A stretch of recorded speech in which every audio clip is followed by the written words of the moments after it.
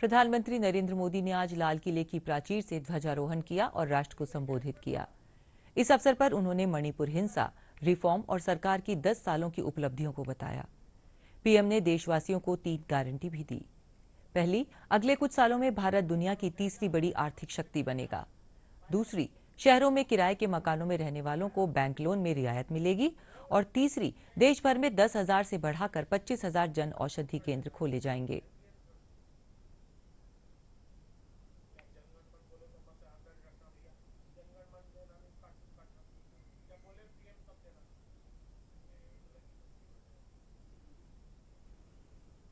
साल हम एक ही मंत्र को लेकर चले कि हमारे राष्ट्रीय चरित्र के सिरमौर होना चाहिए एकता का संदेश।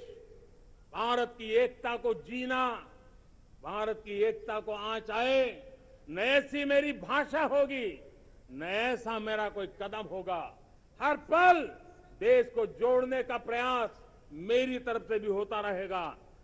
भारत की एकता हमें सामर्थ्य देती है। उत्तर हो, दक्षिण हो, पूरब हो, पश्चिम हो, गांव हो, शहर हो, पुरुष हो, नारी हो, हम सबने एकता के भाव के साथ और विविधता भरे देश में एकता का सामर्थ्य होता है। और दूसरी महत्व की बात मैं देख रहा हूं, अगर 2047 में हमें हमारे देश को विकसित भारत के रूप में देखना है तो हमें श्रेष्ठ भारत के मंत्र को जीना होगा, हमें चरितार्थ करना होगा।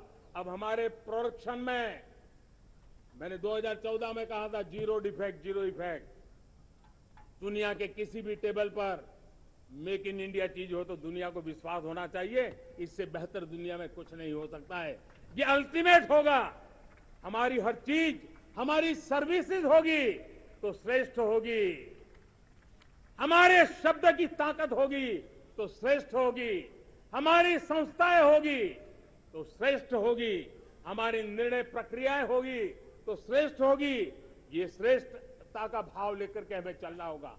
तीसरी बात है, देश में आगे बढ़ाने के लिए एक अतिरिक्त शक्ति का सामर्थ्य भारत को आगे ले जाने वाला है और वो है विमेन लेड डेवलपमेंट।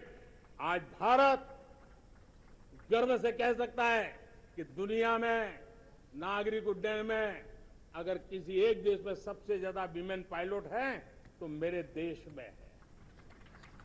आज चंद्रयान की गति हो, मून मिशन की बात हो, मेरी विमेन साइंटिस्ट उसका नेतृत्व कर रहे हैं। आज विमेन सेल्फ हेल्प ग्रुप हो, मेरी 2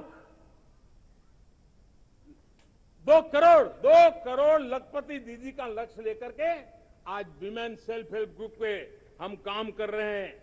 हम हमारी नारी शक्ति के सामर्थ्य को बढ़ावा देते हुए विमेन लेड डेवलपमेंट के, और जब G20 में मैंने विमेन लेड डेवलपमेंट के विषय को बढ़ाया है तो पूरा G20 समूह इसके महत्व को स्वीकार कर रहा है और उसके महत्व को स्वीकार कर करके वो उसको बहुत बल दे रहे हैं।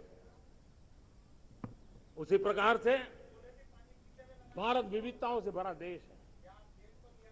असंतुलित विकास के हम शिकार रहे हैं। मेरा पराया का के कारण हमारे देश के कुछ हिस्से उसके शिकार रहे हैं।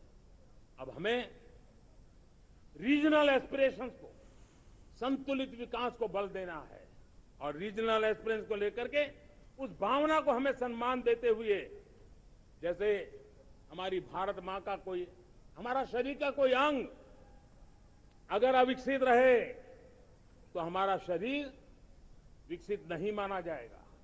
हमारा शरीर का कोई अंग दुर्बल रहे तो हमारा शरीर स्वस्थ नहीं माना जाएगा। वैसे ही मेरी भारत माता, उसका कोई एक भूभाग भी, समाज का तबका भी अगर दुर्बल रहे तो मेरी भारत माता समर्थ है, स्वस्थ है, ऐसा बैठ करके हम नहीं बैठ सकते। और इसलिए रीजनल एस्पिरेशन को हमने एड्रेस करने की आवश्यकता है और इसलिए हम समाज का सर्वांगीण विकास हो, सर्वस्पर्शी विकास हो, भूभाग के हर क्षेत्र को उसकी अपनी ताकत को खिलने का अवसर मिले, उस दिशा में आगे बढ़ना चाहते हैं। मेरे प्यारे परिवारजनों, भारत एक मदर ऑफ डेमोक्रेसी है, भारत मॉडल ऑफ डायवर्सिटी भी है, भाषाएं अनेक हैं, बोलियां अनेक हैं, परिधान अनेक हैं, विविधताएं बहुत है। हमने उन सारे लोगों को आधार पर आगे बढ़ना है। मेरे प्यारे परिवारजनों,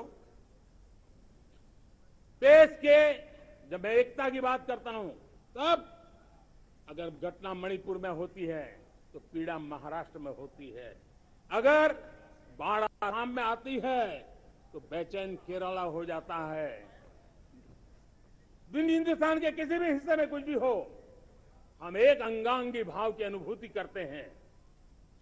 मेरे देश की बेटियों पर जुल्म न हो, ये हमारा सामाजिक भी दायित्व है, ये हमारा पारिवारिक दायित्व भी है।